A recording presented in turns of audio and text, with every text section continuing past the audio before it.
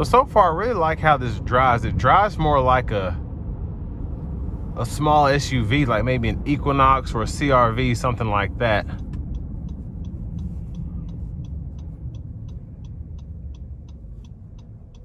And I don't have a lot of experience with the Ridgeline, so I'm glad I'm able to drive this.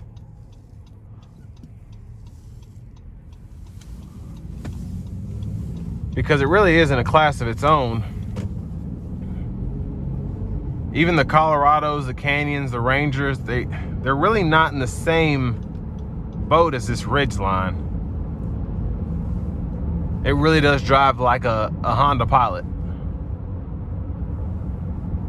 Whereas your Colorados and Rangers, they drive like trucks.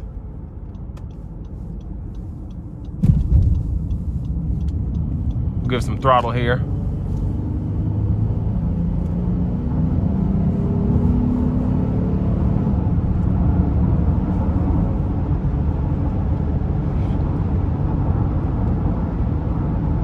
And I just really like how this drives. It drives like the Pilot does. That's probably why it looks identical to it, except as a pickup truck. But Honda did something interesting here, because most people who make trucks base them off of other trucks. So your Colorado might be considered your baby Silverado. They try to make them look similar to get people who can't necessarily or won't necessarily buy a full-size truck, but they want the same capabilities somewhat. But this is really kind of like the Santa Cruz, the Maverick. It's a car-based truck. So it's basically something that drives like a car with a bed in it. And I really think that those are going to be making quite a bit of noise. The Ridgeline already does a little bit, but especially as they get cheaper, the Mavericks, the Santa Cruz, they're going to be having a bigger market share. So I'm interested to see how that plays out. But so far, this just drives really well for it to have a bed and that kind of towing capacity. Of course, it's not full-size truck towing capacity, but for a lot of people, it's more than enough.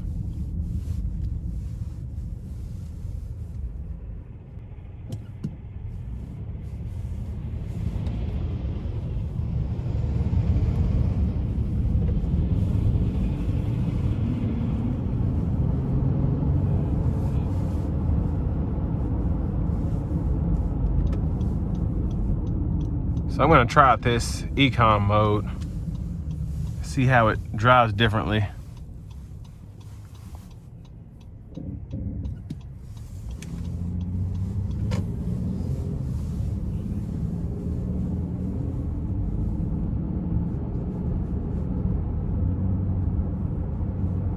So I actually didn't notice a lot of difference as I put my foot down on the throttle. A lot of cars, what comes to mind is the Infiniti QX50, the Toyota RAV4. You can tell the difference because you have to put your foot halfway down to get it to go anywhere when you're in the eco mode. But this here is, it doesn't drive like that.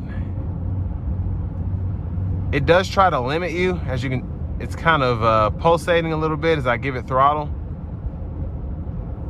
But coming out of that corner, it really wasn't an issue. And when you put your foot down, it will go.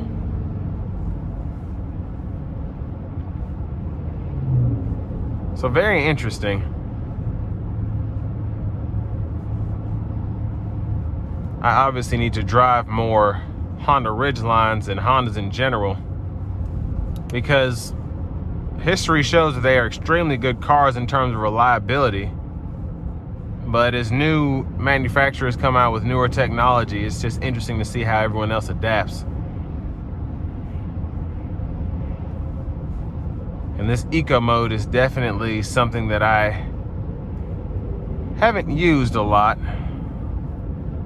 but it's in a lot of Hondas, so. But those tend to get extraordinary gas mileage without the econ mode on. So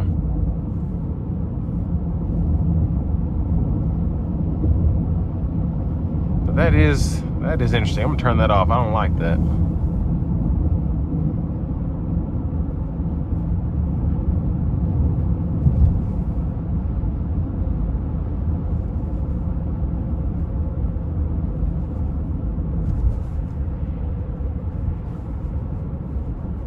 But overall, this Ridgeline drives very, very well. And with that being said, that's going to bring me to an end of my review of the 2017 Honda Ridgeline RTL.